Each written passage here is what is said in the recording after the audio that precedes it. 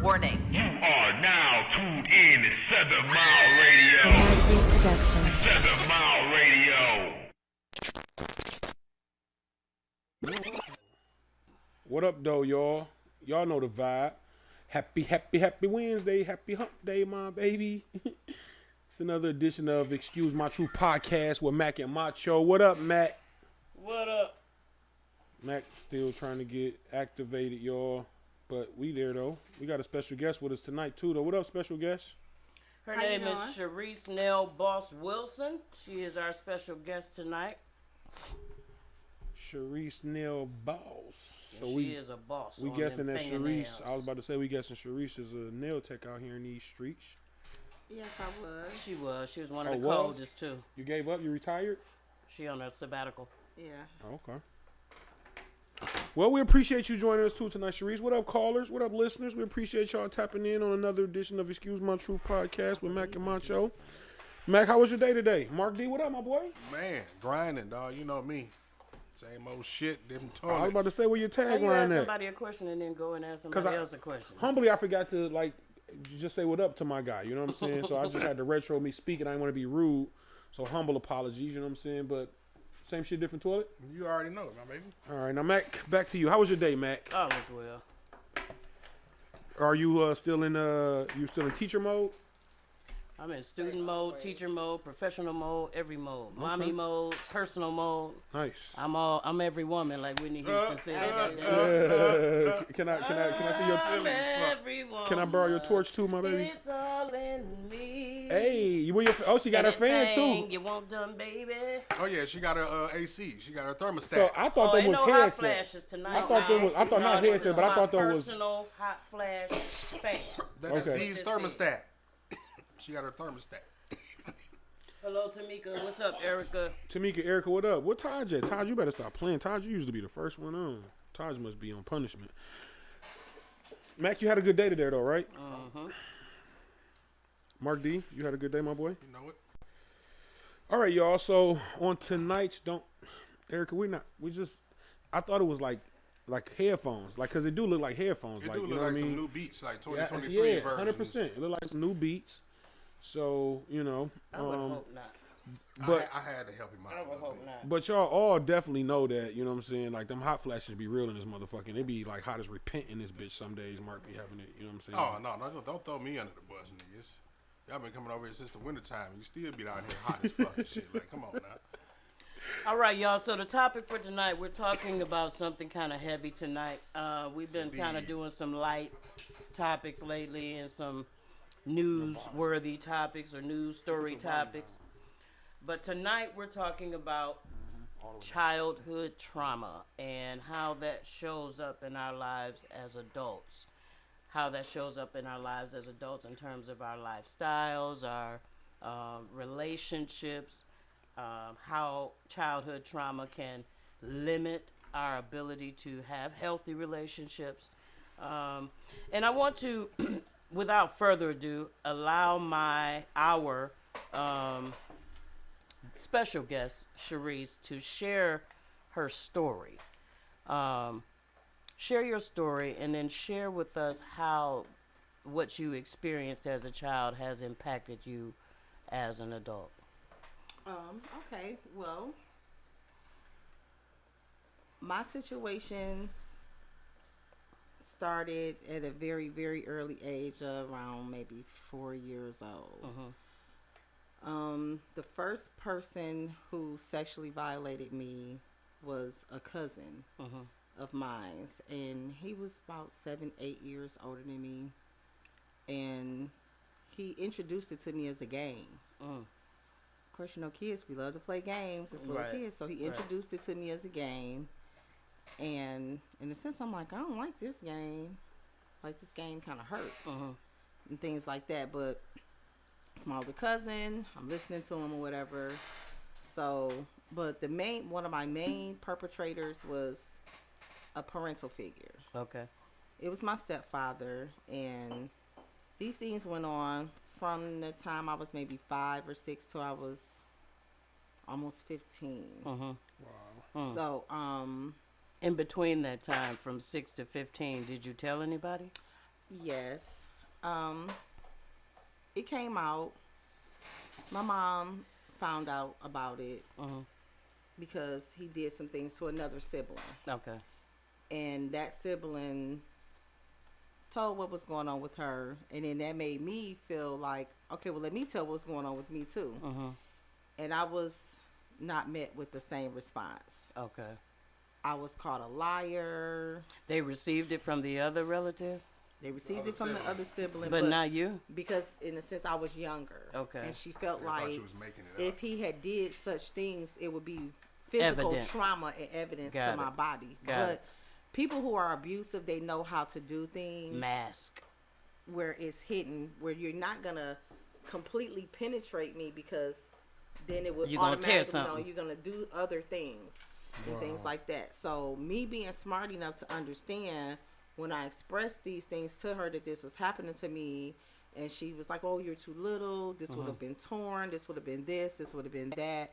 I was intelligent enough to know to say, "Well, how do I know about sex That and these happening. different sexual acts and Exactly. certain things?" If it How would? wasn't- Because you got to think, I'm 49. We born in the 70s. Right. They didn't even sleep in the same bed on TV and things like that. We didn't. We weren't privy to those type of things when we were younger. So me being more advanced intellectually, because I was put in school early, birth certificate forged. They tried to double promote me and things like that. So I had a better understanding and intellect than a lot of Kids children your my age. age or Right. whatever.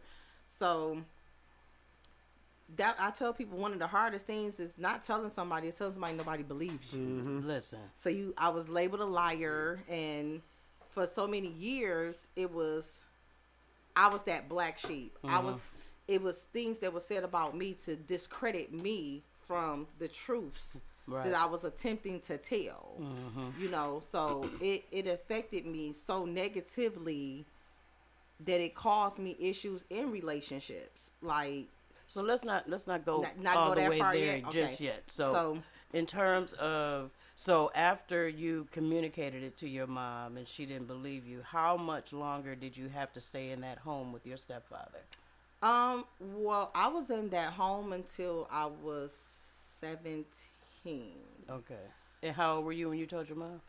When it came out, I had to be maybe 6. Oh, so 11 more years you had to live Well, in that? no, because he was put out of the home Okay. at a point in time, but he wasn't just put out of the home in a certain type of way. Like, it was presented to us like he was gone or whatever, but Okay. behind our backs, like, she kind of started seeing him and hiding things. Okay. And he got introduced back, and I'm still a kid. Right. So I'm still young. Don't get me wrong. I didn't like the things that was happening. Right.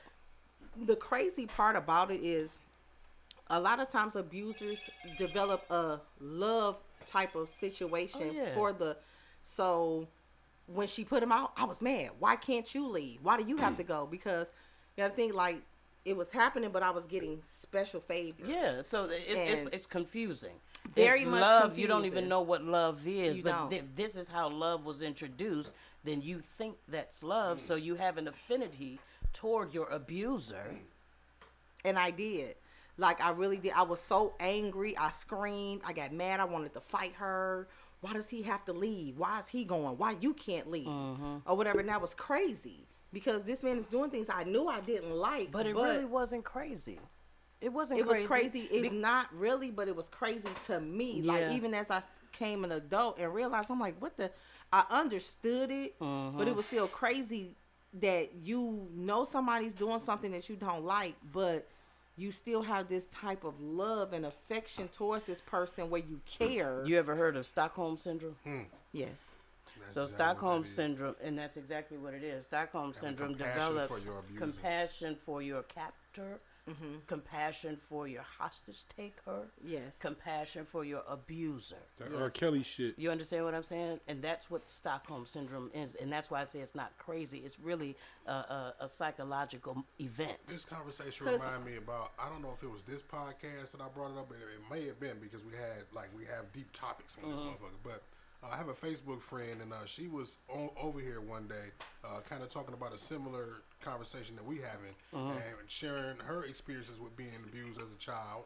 And she spoke on how she actually liked it. Right, and like to this day, And she feel feel like, guilty about liking it. yeah, well, no, but I was about to say, like, to this day, she feel like it was like damn near nothing. Like, he didn't hurt her. She say he didn't hurt me, like abuse, like I guess like punch her, like beat her up Yeah, type of abuse. yeah. So like she damn near didn't see nothing wrong with it. It was just the fact that it was the age difference.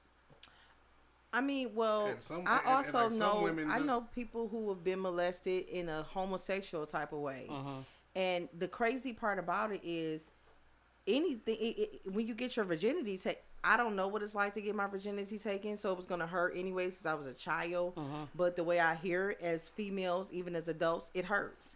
But after a while, guess what? It doesn't hurt anymore. So even if somebody is raping you, your body can't stop it from responding good. in It's an a orgasmic physiological, way. yeah, it's physiological. You know, so things like that. So after a while, it doesn't hurt anymore. Unfortunately, it's feeling good, whether you want it from that person or you like it And from that's that person. confusing And that's As so fuck. confusing.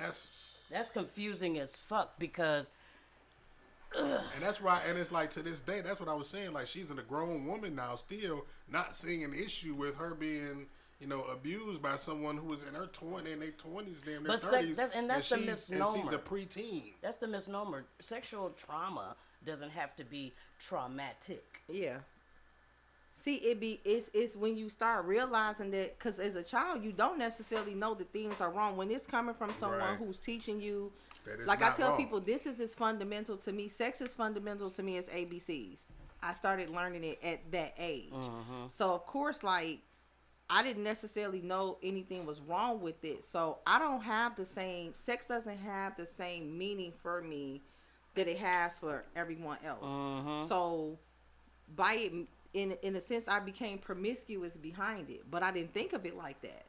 Like, whereas other people be like, you might be a hoe or you this or Yeah. that. I'm like, what? Like, no. Girl, I've like, been doing this. I've been What you doing this. mean? What you mean? This is what I was made for. Right. Like, And that's the and that's I had the to mindset. learn that I wasn't made for that. That wasn't my worth. I was worth more than that because, like I said, I didn't lose my virginity to my boyfriend. Right. You know what I'm saying? Who wrote me little love letters and Right. kissed me and talked nice to me to, get me to give him this. So it was already happening as I was coloring with big crayons. You know what I'm saying? That was part of my life. So now let's go to how it shows up today. How those things show up is when you feel powerless. It shows up to me on workplaces, in friendship relationships where they might be like, damn, why she overreact to this small thing like that? Because the one thing people who have been abused like that, we never want to feel like we can't control situations or have power over things. So it be the smallest things that shows up where Yeah. somebody be like, damn, like, Fuck it wrong didn't with even you. take all of that. Like, Right. or shit, she went way too far over who drank her apple juice. So it be almost any of the simplest things that make you just be like, see, what you're not going to do is make me feel like I don't have control over this or I don't have power over this. You're not going to make me feel weak. Right, because you felt weak and you felt like you had no control over the trauma, over Exactly. the abuse. And I was weak. I was a Yeah. child. So I should have felt weakness because I wasn't in a position to be strong. So now that I am in a position to exert that strength or authority, sometimes it comes out at the wrong time. Too much. It's And it's disproportionate. too, right. So that word right there, disproportionate, it came up in my research, right? And so people who experience childhood trauma have difficulty regulating their emotions. They have difficulties, either some of the symptoms, some of the telltale signs, trouble regulating your emotions, difficulty in relationships, difficulty trusting. Very much difficult. You understand what I'm saying? trust Low self-esteem, propensity to addiction. Yes. And the addiction I doesn't have a have to very be addictive drugs. personality. Yeah, addiction. And it's not addictive- just drugs. Exactly. It It's could be, addictive to- I'm addicted to a certain type of energy. You know what I'm saying? And it may not be good for me, right? But let's get to some of the symptoms. Hypervigilance, can't let your guard down.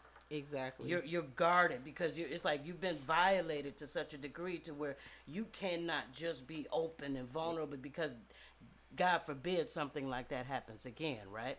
Lack of trust, difficulty opening up to people, disassociation or just numbness, don't feel anything. Exactly. People wonder why you so hard.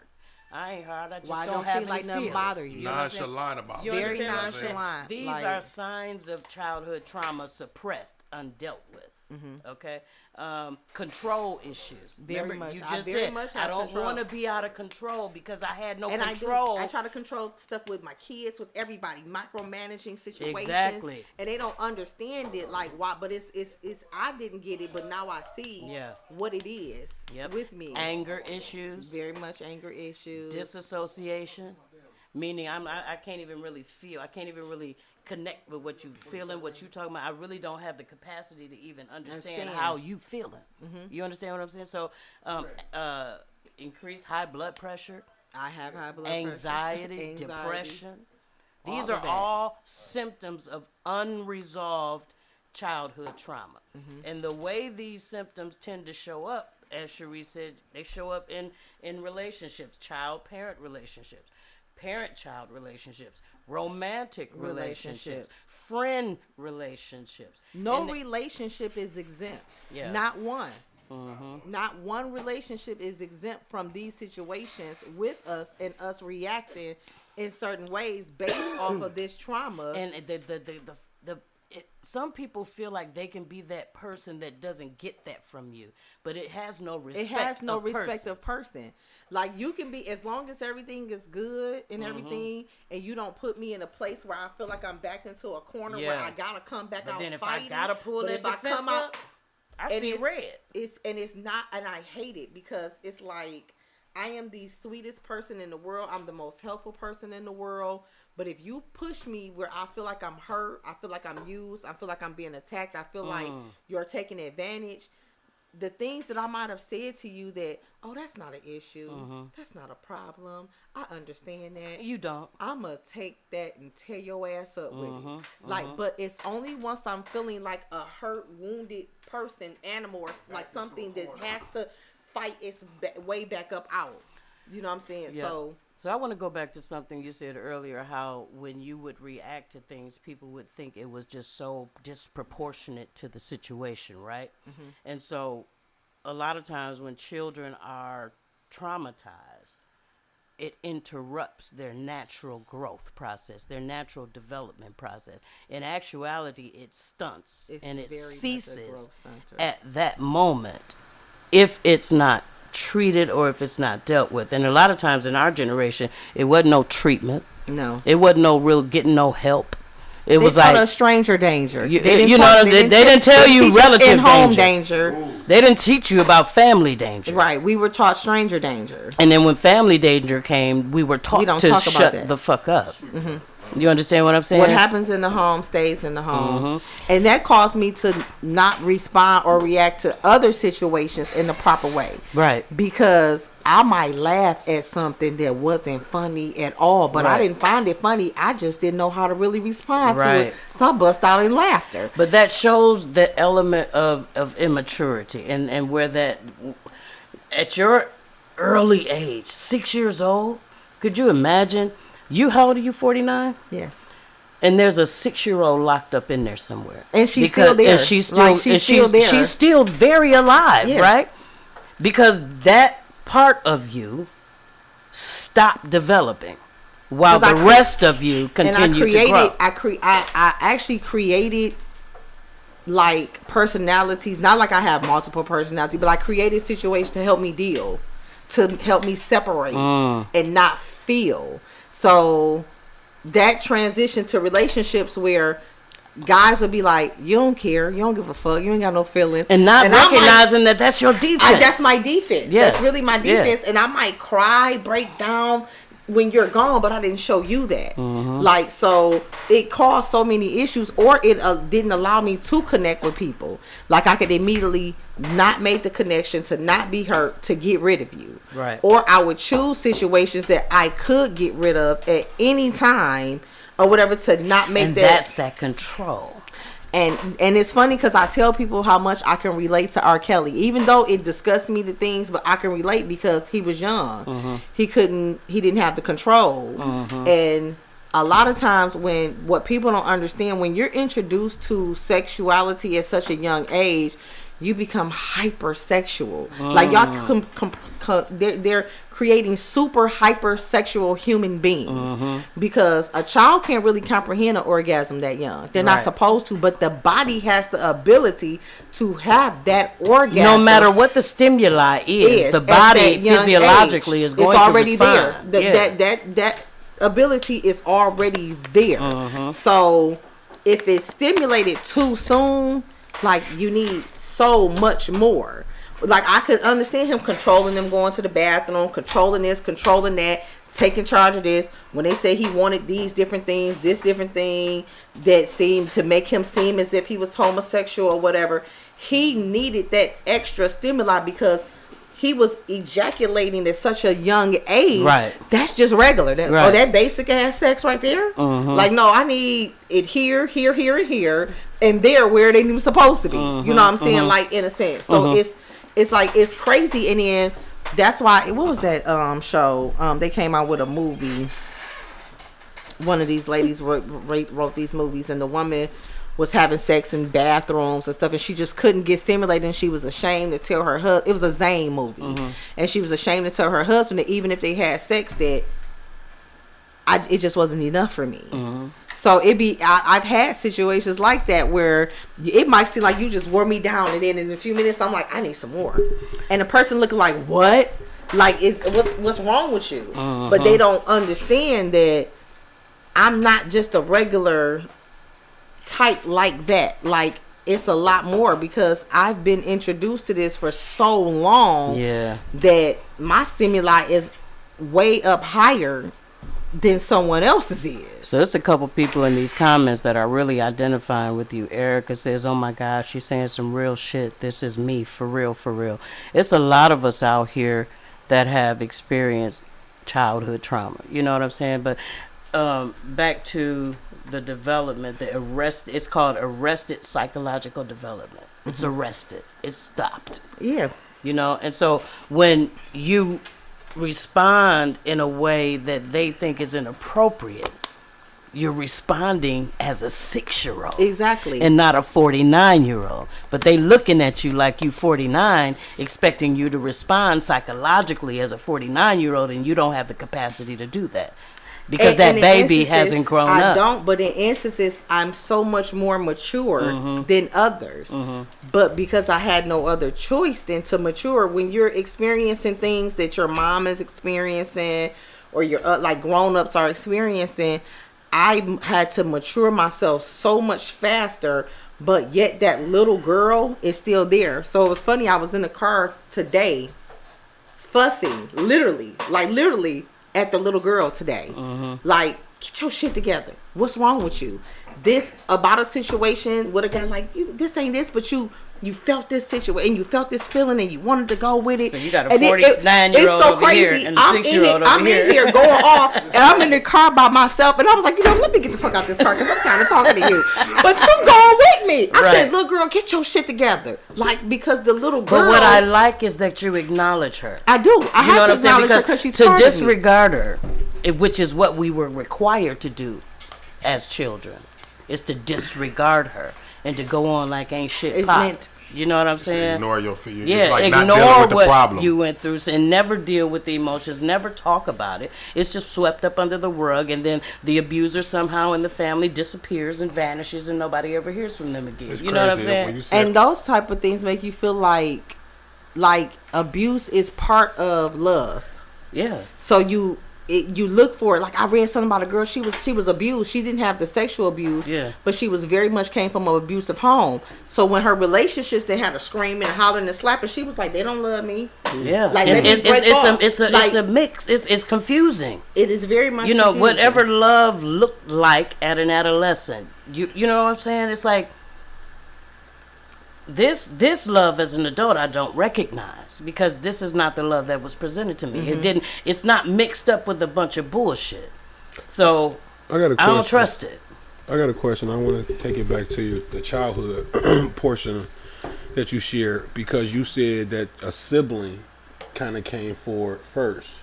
What was the reaction when the sibling came forward for it to be such a because yours was such a sounded like such a detriment though. They were older. But like- no, but did they believe him though? Yes. When she so she was believed. You So- weren't believed. And it was the same person though. Right. That's Traumatic. But in if itself. it was believed, what's even more traumatic, that if it was believed, even though it wasn't believed with you, even if it was believed to her with her, the fact that you would go back to this individual who harmed your child That you believe. is a red flag in terms of that child feeling a sense of safety, or any child feeling a sense of safety now that's around like- you. That neglect. that That person got to- actually was victim to a lot of the same things I was victim to. Mm-hmm. So it was an institutionalizing of it from a long time ago. We don't talk about this. Yeah, write that- this. yeah. So because in their situation, it was we sweep this on the road. We don't talk about this. It was so they supposed cho- to transfer to me. Mm-hmm. And how dare me be too strong and voice my opinion? And that's what and happens. That's talk what- about it or bring it or bring a voice to it. So I was accused of being a liar. Oh, she's just mad because Yeah, she's you being- gotta be she's being defamed. disciplined for this. When I say I was tore up and tore down in my work, and people, the way that people thought about me, like it was crazy. I was labeled the crazy one, the violent one, the wild one, Yeah, the this, the talk that, about it. all to discredit and keep the fairy tale going of The what your image, situation, right? the public image. And one thing that Sharice and I have in common is we had preacher moms. Preacher moms, And yes. so when you a PK, the pressure of public image is a motherfucker. Mm-hmm. And so you really gotta pick and choose if you can choose anybody to talk to. Because you got to be this picture perfect image. Like everything has to look on good. behalf of someone, for yeah. the sake of For someone the else. sake Oh, yeah. of some, yeah. Oh yeah. So, So I wanted to talk about too. So childhood trauma shows up in our adult lives as a result of how we were able to either healthily or unhealthily attach to caregivers in our lives as children, right? So, for example, one of the attachment styles is secure and autonomous. That's the best one, that's the most ideal one, but it's not the most popular one. And that's where a child receives everything they need emotionally, physically, mentally, psychologically from their parent as a child. They grow up as confident adults. They grow up as healthy individuals, mentally, psychologically, and they are able to develop relationships, and they're able to have loving relationships, right? Cool. You got everything you needed as a child. Your parents were healthy. They gave you healthy love. You had a healthy attachment. You are secure. The next one is you're either anxious and insecure. It's a slash. That's the two. That means that this individual did not receive the emotional support or emotional attachment from a parent. It was like they as a result they have low self-esteem. As a result they have high anxiety. As a result they have of abuse or inconsistent caregiving. They become either clingy or cut off. I'm both. You understand what I'm saying? I'm a Gemini. Exactly. But truth be shit! still, I'm both. You were the I'm evil still- twin. But I'm still both. Like Yeah. I'm clingy and distant. Yeah, and they don't trust in relationships. I don't. Right? So because they've never been able to trust. And I They- tell people, how can I have trust issues with men and women. Yeah. You have to think like I have trust issues with humans. with human beings. Period. Yeah. Because like I said, if I brought it to my mom and I was told that I was lying, Mm-hmm. like you said, how you believe this one, but you don't believe This that one, one. yeah. So That's wild. that developed me to have trust issues with men and women. I have Right, trust issues because with I women. can't. My based off mama of- didn't Did believe you me. blame? I Did you couldn't count on her. blame? Did you blame your mom? Yes, later I did. At first I didn't, but later I did when things start happening again. And what was the impact of that on y'all relationship? Because at that time you were a teenager, though, right? You're 15. Yeah, but it was still always the seeking the validation from her, always wanting the love. And I learned that, like, I worked in a daycare and I watched children who were in foster care being shown nothing but love, but wanting to go back to their abusers because that was the only love that they had known. So it took a long time. Like, I could say it maybe 2-3 years ago, maybe is when I stopped seeking that validation from her. Wow. And things like that. Like, Wow. And at that point, you 45, 46 years young. Wow. because And when it you say the takes that love long, and things yeah. like that, like, and not receiving that nurturing Yeah, and love, yeah. like, and this is not to say, because don't get me wrong, I love my mom and things like that, but the first time my mother ever told me that she loved me from her mouth to me, I was 45 and I was in the hospital fighting for my life with the coronavirus. That don't even sound real. It's I'm being real. honest. I know. But I'm being honest. So it was like, now, don't get me wrong. When she had like surgeries and things, I'd be like, okay, mom, I'll be there and everything. Oh, I love you. But the first time she told me Right. that she loved me That's heavy. without me telling her that I love her first, I was in the hospital. I was That's- 45. Wow. I wonder though I was 45. if she probably think that you or thought that perhaps you wouldn't believe her because she didn't protect you. Well, the crazy part about it is she doesn't believe that I love her.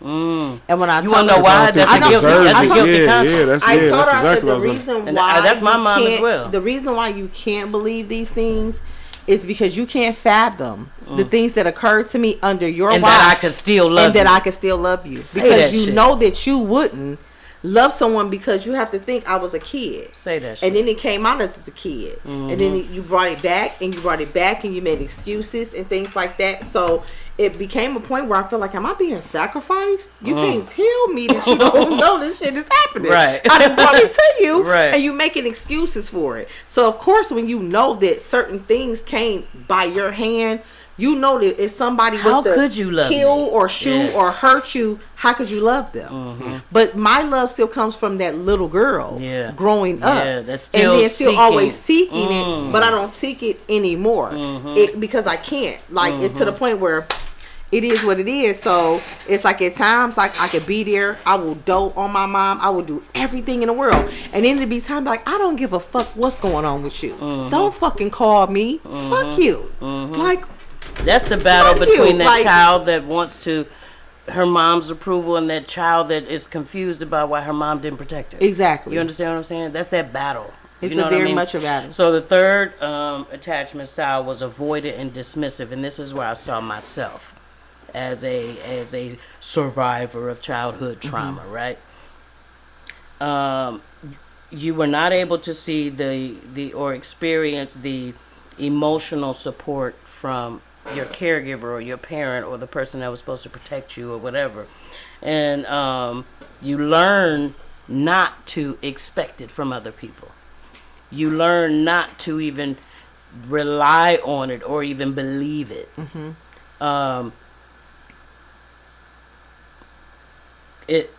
What is it? These type of people are, and this is where I saw myself. These type of people are lone wolves.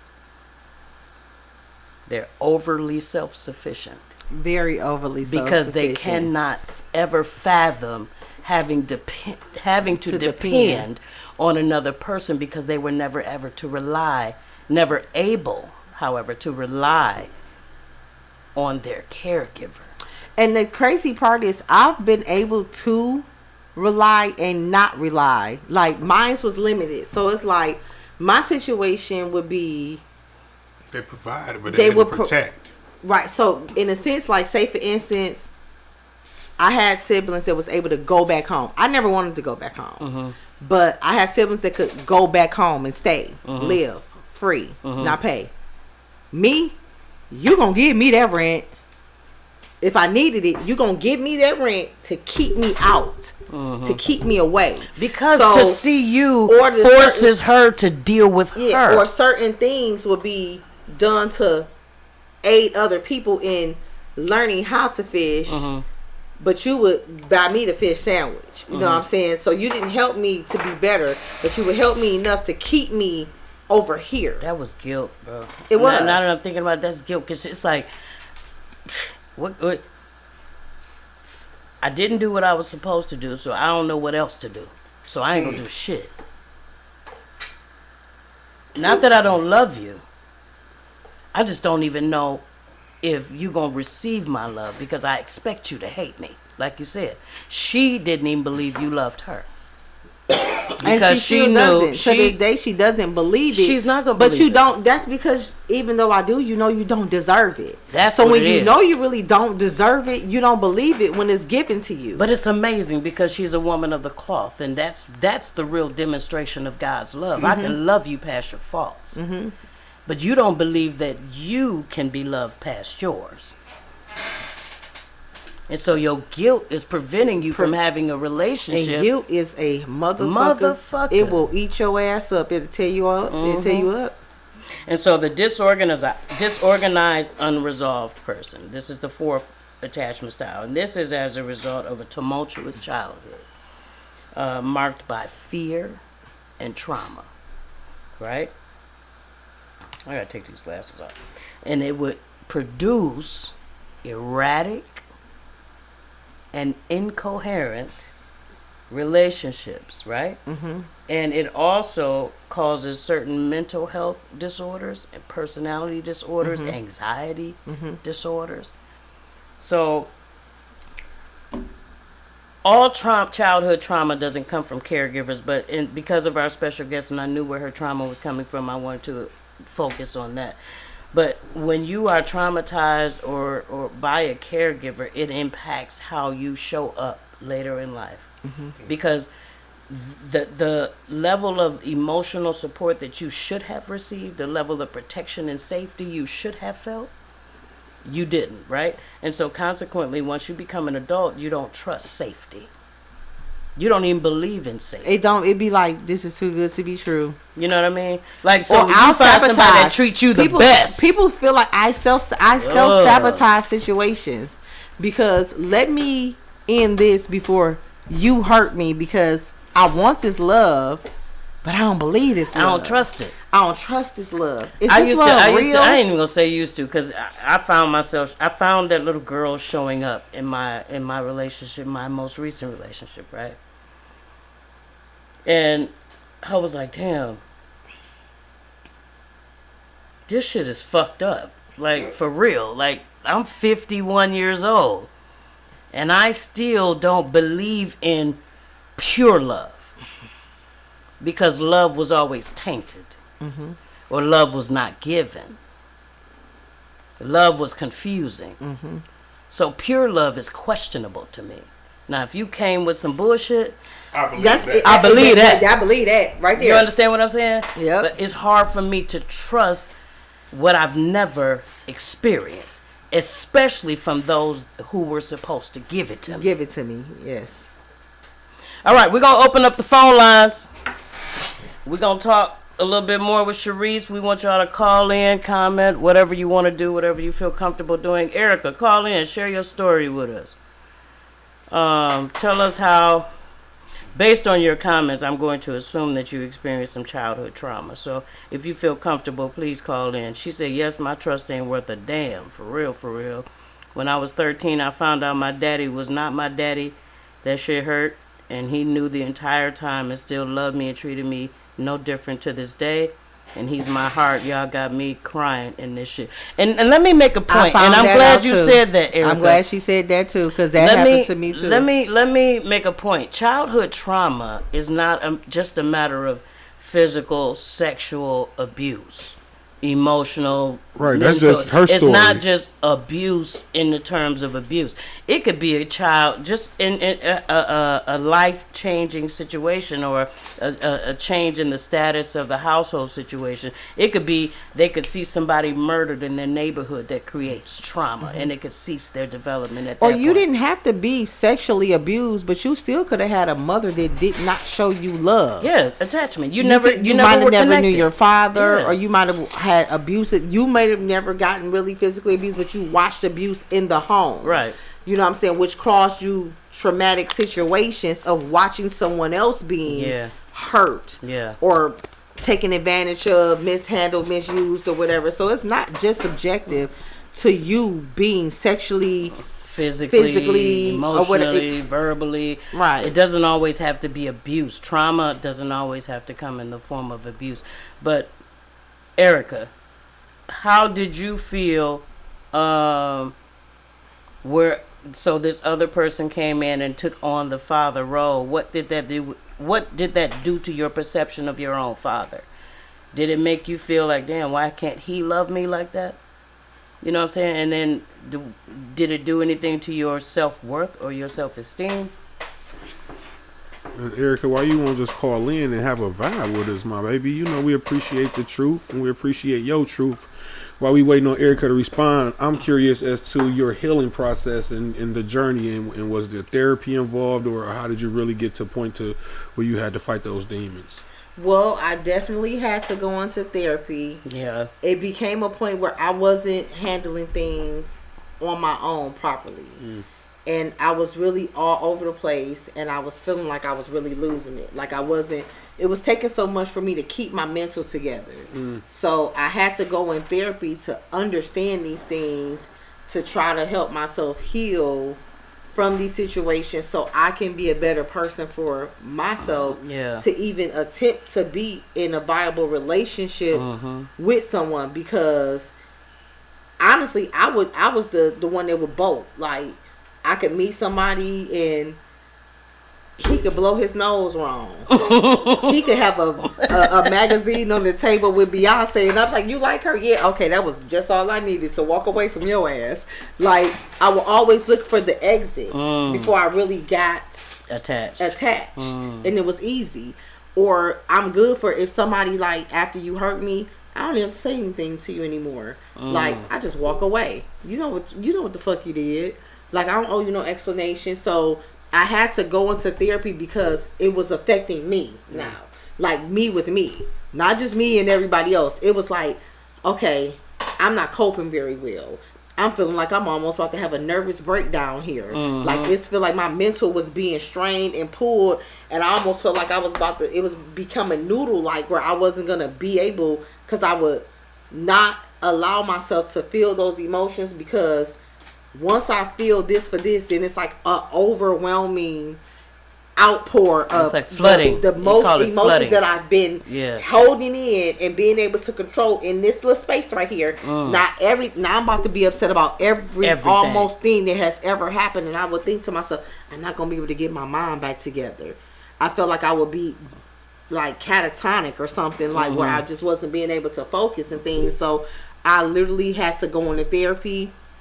At a point, I was on like multiple different medications and things like that, and I didn't like, because I didn't want to be controlled by medicines. But those things sometimes are necessary. Mental health in people is very important. It's sad, especially in African American people, whether it's men or women, that dog, I ain't crazy. No, it's not that you crazy. These people were put in place to assist you. Sometimes you do need that medication to assist you. Sometimes, and just anxiety alone, anxiety will make you feel like you're having a heart attack. You know what I'm saying? Like, you be going, like this, you might pass out and things like that. So it's like an overwhelming of something that helps you control things. But because people put such a stigma on it, that makes it seem like it's wrong, or you about to be judged, that people don't even pay attention to the signs until your friend then killed themselves. Right. And then you'll go back and see where they posted this, or they needed this, or and all you did was put praying hands on what the I comment. kind of did, but you wanted to put all, oh, man up. Oh, you know what I'm saying? Oh, dog, you got this. No, I don't have this right now. Like, I really need you right now. And I had to understand that. And I had to understand there was nothing wrong with me going through these things and seeking the help that I needed and realizing and recognizing that I could not do it anymore just by myself. That's heavy. That's heavy. Cause people think that you got it together. It's the thing, like they said, like a friend of mine was saying, people be waiting for you to post, and like say you might make a post like smiling and happy, and that was their answer to them. When that's me just being politically, in a sense, correct or putting out what I think you want to hear or see, when I'm really freaking struggling, and when I put up that I'm really struggling, people don't. Like I said, I was going through things, and I was like, why nobody coming for me? And somebody told me, it was like, well, Sharice, most people think you like a superwoman. It doesn't seem like things bother you. You bounce back. So nobody feels the need to check on you or worry about you. But when people say check on your strongest friend, that is 100% correct. Because your strongest friend is one thought away or one situation away from sometimes ending something, doing something crazy that might not end it, but put you in a situation where, and you're not weak when you come to those situations.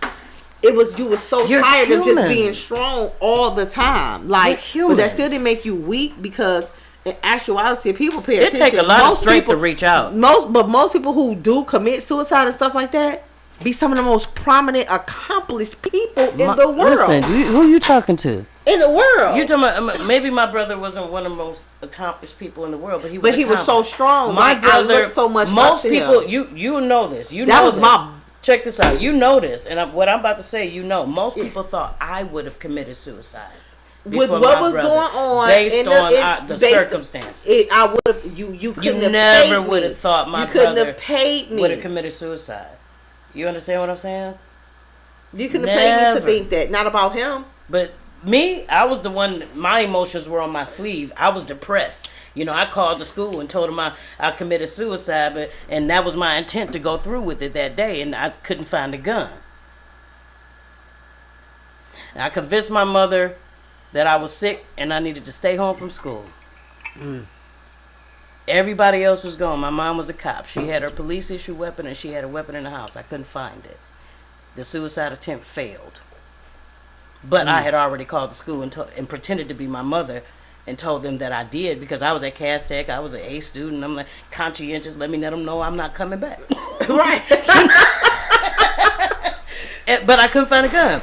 So the fucked up part was my mama my stepdaddy, the school counselor came to the house to pay his respects. That's how they found out about the whole scheme, right? Mm-hmm. He like, Moan, all right? He called my mama. We was at church on a Monday night. He called my mama like, Moan good? Yeah, she right here. Well, the school counselor here is saying she did. That was the plan, though. Hey. So, but everybody thought I would be the person to commit. Not my brother. My brother was like stone cold. You know what I'm saying? Like Seemed to have it all together, very confident. Yeah. So when they say check on your strong friends, like stop pretending like or stop acting like your strong friends can't break. They can break. They gonna break probably faster than you because they trying so hard to be strong. Be strong. You and a lot of times they holding on so much in. Holding on to so much responsibility, holding on like even now, I'm not gonna lie to you. Like by me knowing we're going live, by me knowing that there's people on my page that know my mom, know certain situations, but I can't. This is my ministry. Yeah.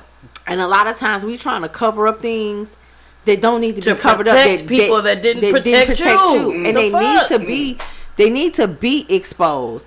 Because it's not a malicious exposure. If it was a stranger, everybody would hunt this stranger down. But because you know this person, and you believe the image that this person is put out. Don't tell that your uncle did that. Don't tell that your daddy did that. Don't tell that your brother did that. Don't tell that your cousin did that.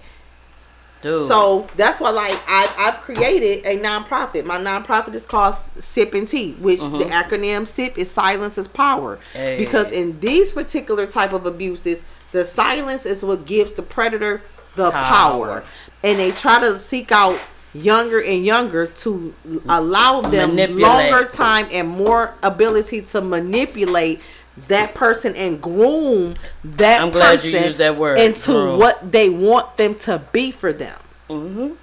You know what I'm saying? So, But so with now today, so your mom and her generation, my mom and their generation, everything wasn't nothing talked about. no. Everything was like, if you go to a therapist, you crazy, right? So now you got this generation, our generation. We're a little bit more vocal. We starting to talk. We starting to do them, expose some of them family secrets. We ain't sweeping shit under the rug. We speaking up a little bit, but we still got resistance, right? Now the generation behind us, they ain't holding us up.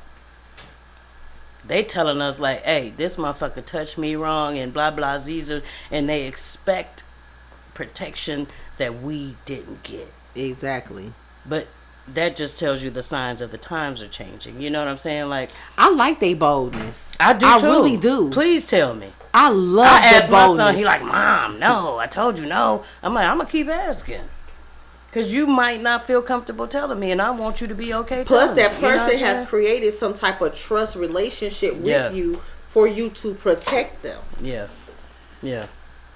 Yeah. So yeah, I would keep asking. Like even with the one that did it to me, like he was around my child, but it was a grooming of the mind. But I exposed him. Quinn, me too. I exposed him where he couldn't do those things. Because I would ask, I would let them know if any of these tricks that he tried to pull with me, if he tried to do this, if he tried to do that, and it would be time I was sitting in front of him and he'd be looking at me crazy. I'd be like, you know how the fuck you get down, so we not even about to play this game. So you not about to touch my You child. are strong. Because, see, I don't believe that I could sit in this motherfucker's presence without going absolute ballistic and wouldn't give a fuck. The how crazy anybody thing is felt I've about cared it. for this person in a way of taking care of them. Yeah, when they were sick. Mm-hmm. Yeah, I know. And I've had people be like, how did you do that? And the only answer I could have for them, I said, I really feel like God is such a God of different situations that I feel like, I really feel like on that day, God gonna say that was me. And it's still about doing things in a sense because it's the right thing to do, because this person started losing their mind. So at times they couldn't even remember what they had done. That shows the and God I used in to you, though, wonder, bro. I used to pray for that person to die. And then God revealed to me that would have been too easy. But this person being as viable, working with their hands, they hadn't been able to drive, they couldn't do their work, do anything. He had become imprisoned in his own body. So whereas I wanted him to leave here, the prison of like, no, those no, things no, be no, too no. easy. A lot of times it's an easy thing to kill somebody. We're all gonna die one day. So what did you really do by taking them right now when this was gonna be their fate at some point anyways? So God kept this person alive where at points in times they would ask the question, what did I do so wrong? Why don't nobody like me? Or whatever. Or so, and I remember a time I cared for this person. Man. He said that? He didn't ask me Oh. that, but he asked someone else, like another family member. Well, like, what did I Did they do tell so him wrong? the truth? They was like, you don't really act like you don't know what the fuck you did. Did they tell him the truth? I mean, they did and they didn't, but it wasn't gonna matter because this was one of these dementia moments where he wasn't gonna remember I mean, anyway. I understand that, but at least, just tell him the truth. And this is the thing about loving my mom so much. Like, it was a family trip that came up. She wanted to go, and she wanted him put, like, they would put him in the hospital to turn around and put him in rehab where he could be somewhere. Well, this transition didn't happen as quick as she needed it to happen. So this family trip that was to come up, she wasn't going to be able to go on. I said, Ma, I'll take care of it. She's like, you sure? I said, yeah, I'll take care of it. That fucked her up, didn't it? It did. But really messed her up was the day I went in and I was on the phone with her. I came in to the rehabilitation place and he was laying in his own urine This and bitch feces, right? Mm-hmm. I had to go off on the people who was the staff that was taking care of him. I had to check them.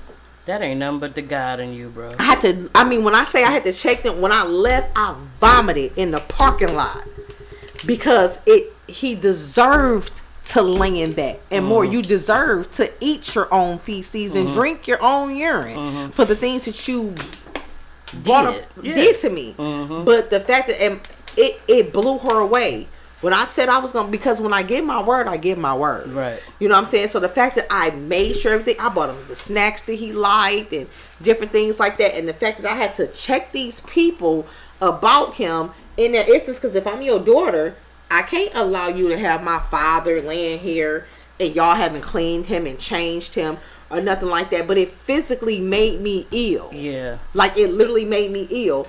And I have people who knew it, they be like, God is really, I said, really, he is. Because I feel like at the moments that it's not my decision to determine what he deserves and what he doesn't deserve. Yeah. So, Let God deal with him. And I let God deal with him. Because can't nobody punish you like him. I don't care what you think you're going to do to me.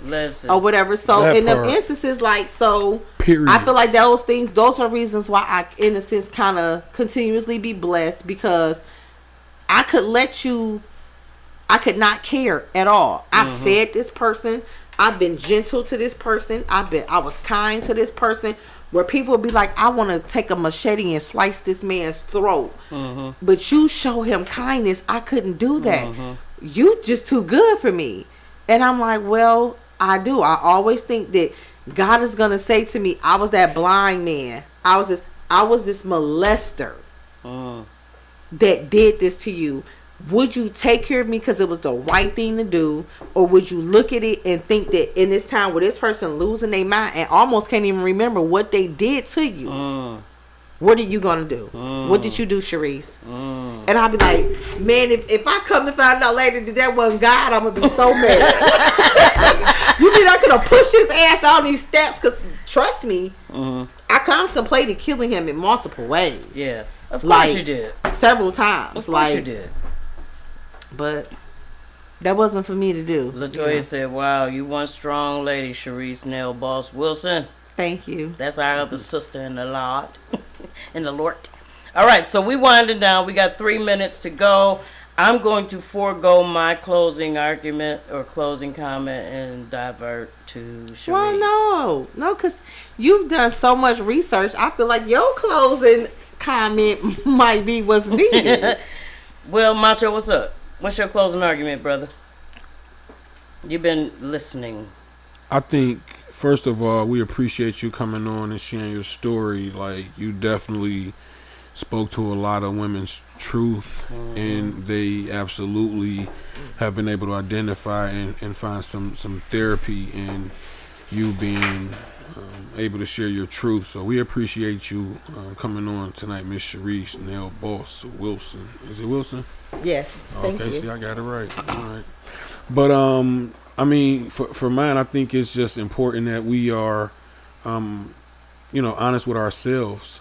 You know what I mean? And when we're honest with ourselves, like, to thine own self be true, right? So once we're able to identify the trauma, you know what I mean, and how it's impacting our adult lives, and hopefully we can get some therapy and, then begin to go on those healing journeys and then begin to allow our truth to heal others, which you did today, you know what I mean? And I think that's when it begins to impact, right? You know what I mean? And that's when, experience is a teacher of fools. It's beneficial for the person in it, because now they can let their story and their experience be able to heal and get others to that point. So that's my final thought.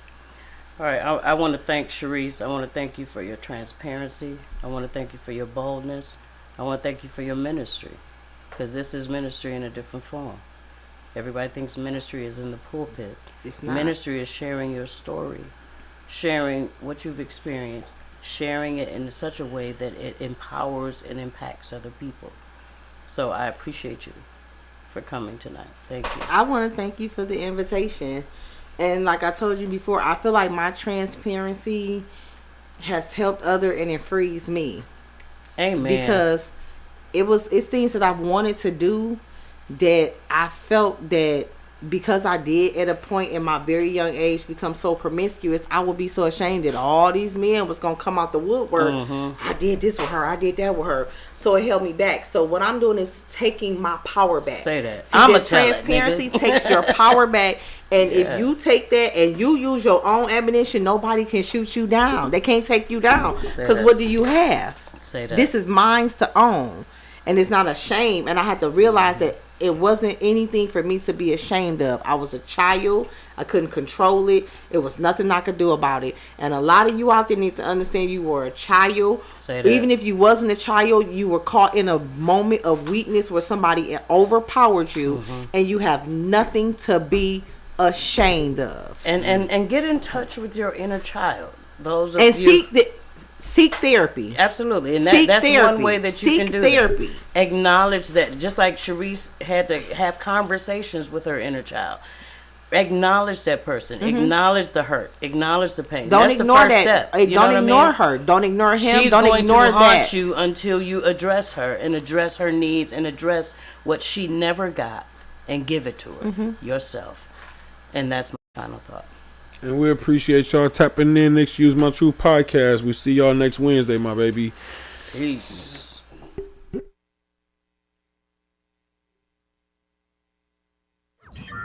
Warning. You are now tuned in to 7 Mile Radio. Production.